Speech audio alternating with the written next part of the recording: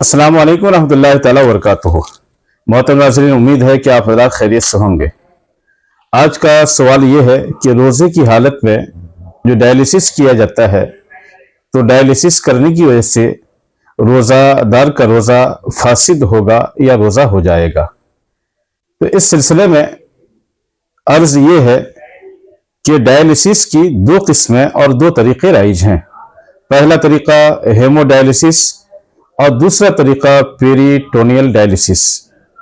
دونوں کی کیفیتیں الگ ہیں، دونوں کی صورتیں الگ ہیں، اور ان کیفیات اور صورتوں کے اعتبار سے دونوں کے احکام بھی الگ الگ ہیں۔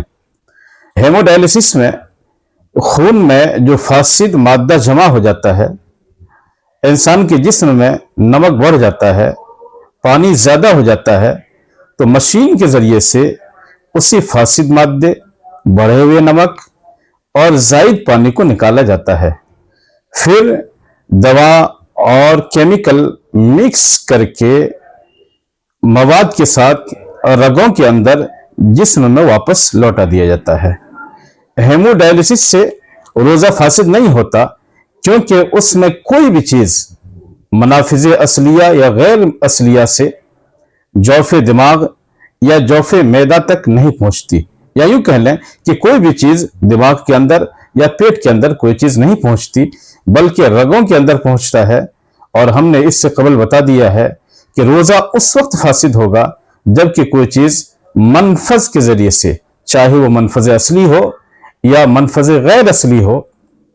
منفذ اصلی جیسے مثلا منہ، ناک، اسی طرح سے پیچھے کا مقام، اگر ان راستوں سے کوئی چیز دماغ کے اندر چلی جائے، پیٹ کے اندر چلی جائے، تب جا کر کے روزہ فاسد ہوگا، ورنہ پھر روزہ فاسد نہیں ہوگا۔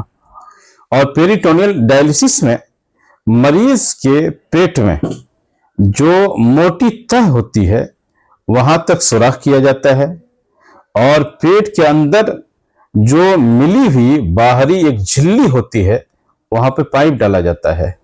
پھر اس کے ذریعے سے ایک خاص قسم کا پانی جس کا نام پیریٹونیل فلوئڈ ہے پیٹ کی جھلی میں ڈالا جاتا ہے، پھر باہر نکالا جاتا ہے۔ یہ زخم کرنا، دوا اندر پہنچانا بالکل ایسا ہی ہے جیسے کسی کے پیٹ میں زخم ہو جائے اور وہ زخم اندر تہ تک پہنچ جائے۔